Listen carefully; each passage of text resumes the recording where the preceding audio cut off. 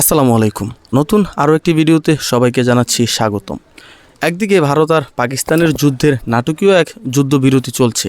বিশেষজ্ঞরা বলছেন হয়তোবা দুই দেশ আবার দ্বিতীয় দফায় যুদ্ধ শুরু করার যে সময় দরকার সেই সময় তারা নিচ্ছে এই যুদ্ধবিরতির ছলে।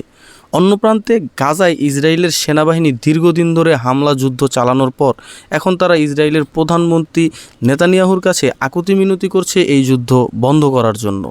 এখানেই শেষ নয়, ইসরায়েলের সেনাবাহিনীর 550 জন উচ্চ পর্যায়ের কর্মকর্তা, যাদের কেউ কেউ রিটায়ার্ড আবার কেউ কেউ নতুন করে যুক্ত হয়েছেন, এই 550 জন কর্মকর্তারা মিলে আমেরিকার প্রেসিডেন্ট ডোনাল্ড ট্রাম্পের কাছে চিঠি পাঠিয়েছে যে কোনো উপায় গাজা উপত্যকায় যুদ্ধ বন্ধ করার জন্য। ইসরায়েলের সেনাবাহিনী আর এই যুদ্ধ করতে চাচ্ছে না। নেতানিয়াহুর উপর বিশেষ চাপ প্রয়োগের অনুরোধ জানিয়েছে তারা যুক্তরাষ্ট্রের কাছে। আবারও জেগে উঠেছে ফিনিক্স পাখি খ্যাত হামাসকে যেন কোনোভাবেই ধ্বংস করতে পারছে না ইসরায়েলের সেনাবাহিনী। আবারও রকেট তৈরি করে 3টি রকেট ফায়ার করেছে ইসরায়েলের দিকে হামাস। এই রকেট কোথাও আঘাত হানতে না পারলেও হামাস যে নতুন রূপে তৈরি হচ্ছে, সুসজ্জিত হচ্ছে, এটা তারই ইঙ্গিত দিচ্ছে। অন্যদিকে ইরান গোটা বিশ্ববাসীকে তাক লাগিয়ে দেওয়ার মতো হুমকি দিচ্ছে ইসরায়েলকে।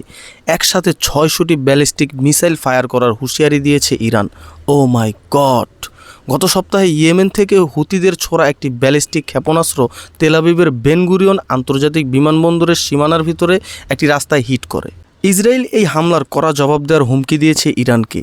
ইরানের ইসলামিক রেভলিউশনারি গার্ড কর্পসের প্রধান কমান্ডার হোসেন সালামি ইরানের নতুন সংযোজন করা কয়েকশো মিসাইল লঞ্চারের উদ্বোধনী অনুষ্ঠানে এই ঘটনাকে ইঙ্গিত করে হুঁশিয়ারি দিয়ে বলেছেন, তোমরা তো সহ্য করতে পারছো না এমন একটি ক্ষেপণাস্ত্র যেটি কোনো গুরুত্বপূর্ণ স্থানে লাগেও নি। ইসরায়েল যদি ইরানকে আক্রমণ করে তাহলে আমরা একসঙ্গে শত শত ব্যালিস্টিক ক্ষেপণাস্ত্র নিক্ষেপ করতে প্রস্তুত।